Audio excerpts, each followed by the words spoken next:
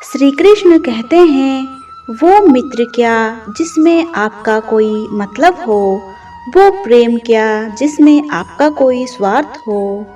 ये दो भाव ऐसे हैं जिसमें आपको कुछ चाहिए नहीं होता, बस देना होता है। आपका समय, आपकी भावनाएं, आपका सुख। यदि आप किसी से कुछ कुछ मांगने के लिए मित्रता करोगे तो वो मित्रता कैसी। किसी से कुछ पाने के लिए प्रेम करोगे तो प्रेम कैसा।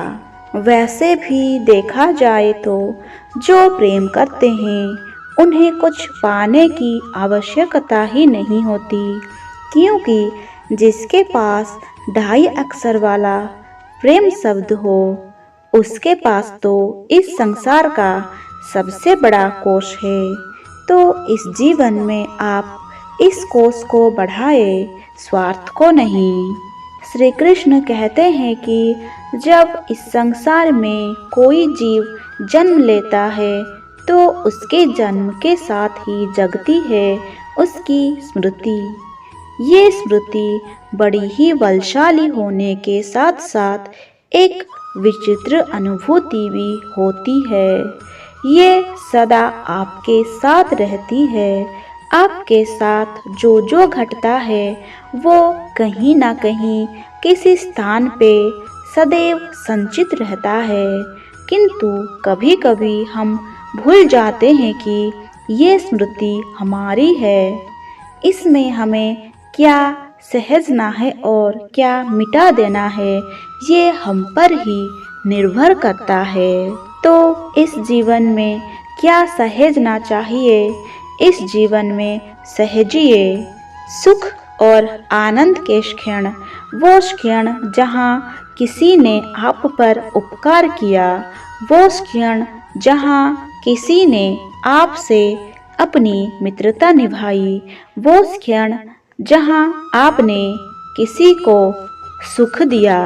परंतु इसके विपरीत मनुष्य स्मरण रखते हैं अपने दुख, अपनी पीड़ाएं, वो क्षण जहाँ किसी ने उनके साथ बुरा किया, वो क्षण जहाँ किसी ने उनसे शत्रुता निभाई, और फिर यही स्मृतियाँ उन्हें प्रेरित करती है प्रतिकार के लिए। इसलिए मनुष्य को क्या भूलना है और क्या स्मरण रखना है, ये खुद उस मनुष्य पर निर्भर करता है।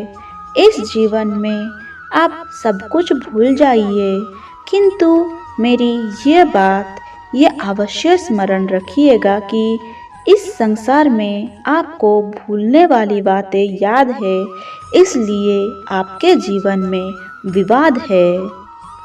श्री कृष्ण कहते हैं कि ग्रंथों में लिखा गया है कि अगर मनुष्य मौन रहना सीख ले तो उसकी अधिकांश समस्याएं खुद ही समाप्त हो जाती है, क्योंकि मौन में बड़ी शक्ति होती है, बड़ा बल होता है, किंतु वो बल किसी काम का जो समय आने पर आपके किसी काम ही ना आए। क्या सदा मौन रहना उचित है?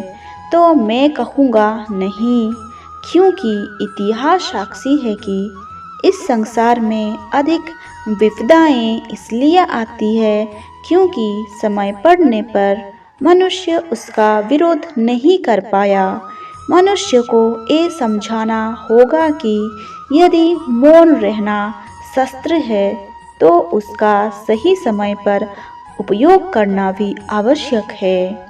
यदि आप अकारण मौन रहेंगे तो बुरे तत्व उसे आपकी सहमति समझ लेंगे और फिर धीरे धीरे वो आपका स्वभाव बन जाएगा, वही आपका अभ्यास हो जाएगा और फिर आपका व्यक्तित्व एक साधारण मनुष्य से बदलकर पाषाण के भांति बन जाएगा।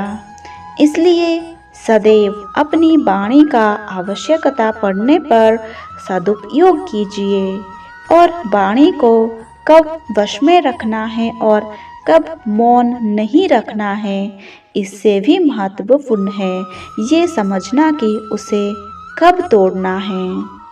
श्री कृष्ण कहते हैं कि हम सबको कभी ना कभी तो क्रोध आती है और आएगा भी, क्योंकि मनुष्य इन्हीं भावों से जुड़े हैं। किंतु ये क्रोध क्यों आता है? ये क्रोध तब आता है जब हमारे मन के अनुसार कुछ ना हो, जैसे कभी कोई हमारी बात ना माने या हमें पराजय प्राप्त हो जाए। किंतु इन सारी परिस्थितियों में आधार एक ही है कि कहीं ना कहीं किसी ना किसी स्थान में हम दुर्बल हैं और हमारी इसी दुर्बलता से कारण हम में क्रोध जन्म लेता है और फिर वो हमारी सबसे बड़ी दुर्बलता बन जाता है। यदि क्रोध को वश में ना रखा जाए तो भ्रम जन्म लेता है। यदि भ्रम को वश में ना रखा जाए तो विवेक व्यग्र होने लगता है और यदि व्यग्रता को वश में ना रखा जाए तो व्यक्ति का तर्क ही नष्ट हो जाता है। सोचने समझने की शक्ति शून्य हो जाती है और फिर उस व्यक्ति का पतन हो जाता है।